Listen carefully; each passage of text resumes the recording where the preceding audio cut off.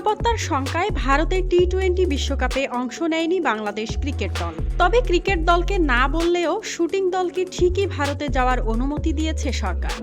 দিল্লিতে Asian rifle ও পিস্তল shooting চ্যাম্পিয়নশিপে অংশ নিতে আজ জিও ও সরকারি আদেশ জারি করেছে ক্রীড়া মন্ত্রণালয়।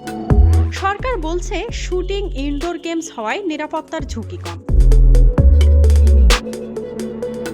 নিরাপত্তার শঙ্কায় টি-20 বিশ্বকাপে অংশ নেওয়া হচ্ছে না লিটন মুস্তাফিজদের। ক্রিকেট দলকে ভারতে না পাঠানোর সিদ্ধান্ত নিয়েছে সরকার।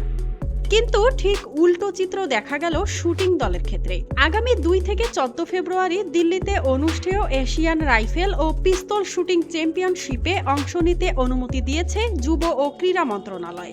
বুধবার দলটিকে ভারত সফরের জন্য সরকারি আদেশ দেওয়া হয়েছে।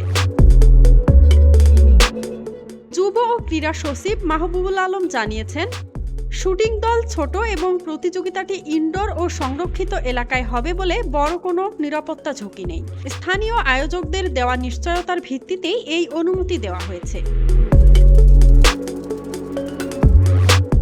এই সফরে বাংলাদেশের একমাত্র প্রতিনিধি হিসেবে যাচ্ছেন দেশের সেরা শুটার রবিউল ইসলাম। তার খেলা 5 ফেব্রুয়ারি। কোচ হিসেবে সাথে থাকবেন শারমিন আক্তার। 31 জানুয়ারি তাদের দিল্লির উদ্দেশ্যে রওনা হওয়ার কথা। প্যারিস অলিম্পিকের পর এটি শুটিং ফেডারেশনের প্রথম আন্তর্জাতিক অংশগ্রহণ।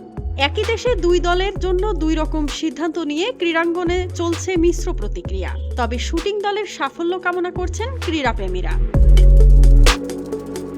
মাঝাবিন মো, ডেস্ক রিপোর্ট, RNB নিউজ।